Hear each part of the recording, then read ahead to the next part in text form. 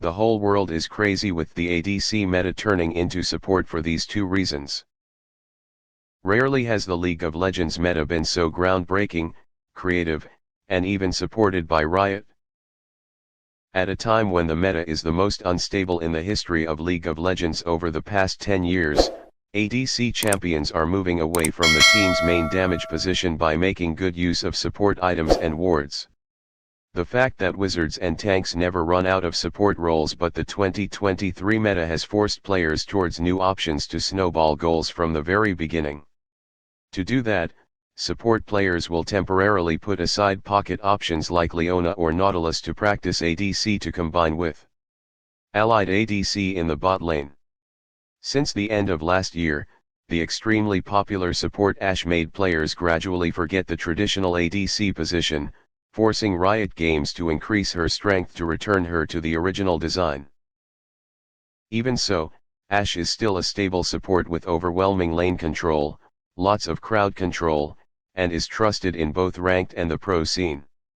It will become stronger when working alongside Caitlyn, Kalista, and Varus with an incredible combo of moves. Previously, ADC support was often associated with Senna, a champion given by Riot to the ability to create armor, heal and cause trouble from a very long range. Over time, this playstyle quickly overwhelmed the bot lane meta when paired with a few specialized champions, most notably Tahm Kench, making Senna the most difficult AD carry to balance.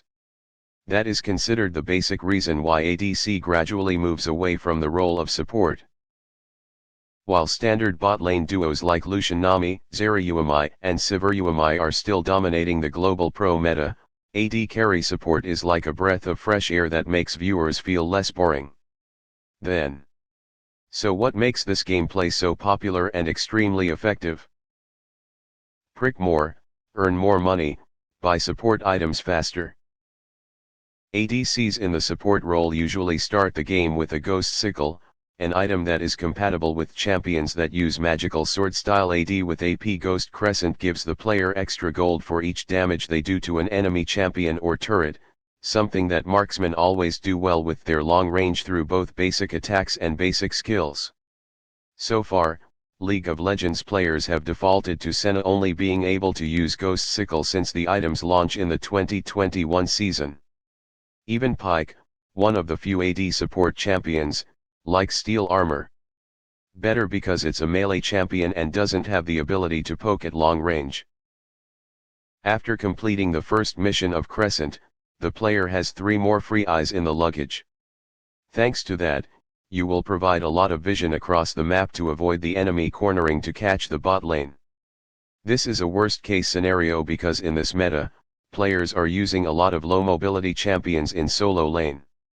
The ADC couple can safely poke the enemy's blood at a safe range to help them complete the equipment tasks in about 10 minutes. Then from there, they have more opportunities to affect many areas of the map instead of just pushing bot lane.